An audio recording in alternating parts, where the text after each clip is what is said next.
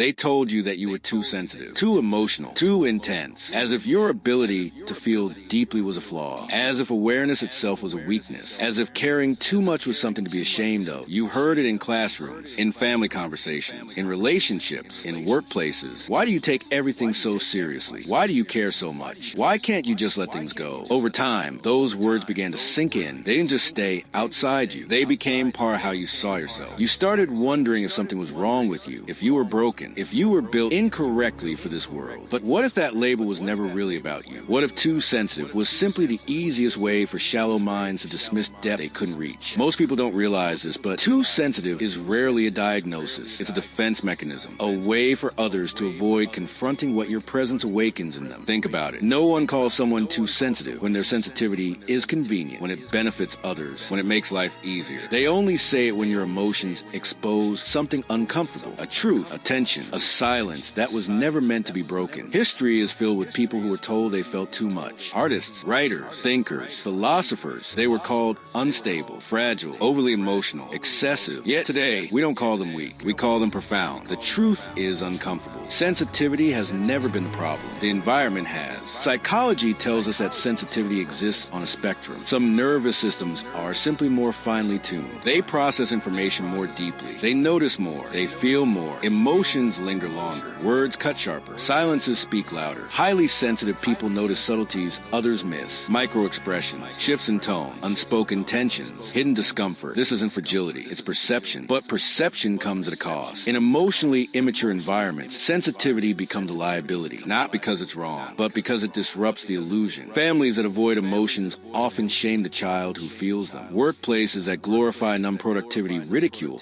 those who question meaning. Friend groups built on surface-level humor feel threatened by depth, so they label you too sensitive, too serious, too dramatic, too much, and slowly you begin to internalize it. You start apologizing for existing as you are, for your reactions, for your tears, for your passion, for your care. You learn to dull yourself. You learn to intellectualize pain instead of feeling it, to laugh when something hurts, to stay silent when something feels wrong, to pretend you're fine when you're not. You become good at surviving, but not at living. When pain isn't allowed to be felt, it doesn't disappear. It transforms. It becomes anxiety, depression, emotional numbness, a quiet emptiness, a sense that something inside you is fading. Here's the paradox. The same sensitivity that makes you suffer in the wrong environment is the very thing that allows you to thrive in the right one. In supportive spaces, sensitive people become leaders, artists, healers, and thinkers. They read the room. They sense conflict before it explodes. They understand what isn't being said. They create emotional safety. But most people never experience that environment, so they grow up believing they are broken. Let's talk about why insensitive minds feel threatened by sensitivity. To feel deeply requires courage. It requires vulnerability. It requires the willingness to be affected. Many people choose emotional numbness because it feels safer. If you don't feel, you can't be hurt. If you don't care, you can't be disappointed. When a sensitive person enters that space, they become a mirror. They reflect buried emotions, unprocessed grief, suppressed fear, unacknowledged shame. And instead of facing those feelings, people attack the mirror. That's why you were told to calm down instead of being listened to. Why you were called dramatic instead of understood. Why your empathy was mocked instead of valued. Sensitivity is like music. Not everyone hears it. And those who don't often resent those who do. There is also a darker truth. Modern society rewards emotional suppression. We praise stoicism, efficiency, detachment. We call it strength. But suppression isn't strength. It's delayed collapse. Chronic emotional suppression increases stress, weakens the immune system, creates disconnection, destroys intimacy. Yet we continue to shame those who feel openly. You were never too sensitive. You were simply refusing to become numb. Think back to the moments you were labeled. Were you really overreacting? Or were you reacting accurately to something others preferred to ignore? Maybe you sensed manipulation early. Maybe you noticed emotional distance before it was admitted. Maybe you recognized disrespect disguised as humor. Sensitivity doesn't exaggerate reality. It reveals it sooner. That's why sensitive people often feel lonely. They arrive at emotional truths long before others are ready. They sit with questions, with contradictions, with uncertainty, with discomfort. They don't distract easily. They don't escape easily. And because of that, they are often misunderstood. But here's where the story changes. Sensitivity without understanding feels like a curse. Sensitivity with wisdom becomes a compass. The goal is not to become less sensitive. It is to become more discerning. Not everyone deserves access to your depth. Not every environment is safe for vulnerability. Depth requires boundaries. A sensitive person without boundaries gets wounded everywhere. A sensitive person with boundaries becomes powerful. You don't owe explanations to to those committed to misunderstanding you. You don't need validation from people who benefit from your silence. Sometimes self-respect means leaving the room, changing the environment, changing the conversation, changing the people. Yes, it's frightening. Sensitive people often fear abandonment more than suffering. They would rather be misunderstood than alone. But loneliness with self-respect is lighter than belonging without authenticity. With time, something shifts. You stop asking, what's wrong with me? And start asking, where do I belong? You realize that not every space is meant to hold your depth, and that is okay. Some people are oceans, others are shallow pools. The ocean does not apologize for its depth. It simply stops trying to be understood by those who fear drowning. Your sensitivity is not an obstacle. It is an instrument. When you honor it, you become more aligned with truth, more capable of real connection, more resistant to manipulation, more alive, and perhaps the most important realization of all, the people who truly value you will never ask you to be less. They won't minimize your feelings. They won't rush your healing. They won't call your depth a burden. They will see it as a gift. So the next time someone tells you that you are too sensitive, pause. Ask yourself quietly, are they asking me to shrink, or are they revealing their own limitations? Because sensitivity was never the weakness. Living among minds that refuse to feel was. Take a moment now. Notice where you learn to shrink, where you learn to hide, where you learn to silence yourself, and ask yourself one honest question. What part of me did I bury just to make others comfortable? And what would happen if I finally let it breathe again?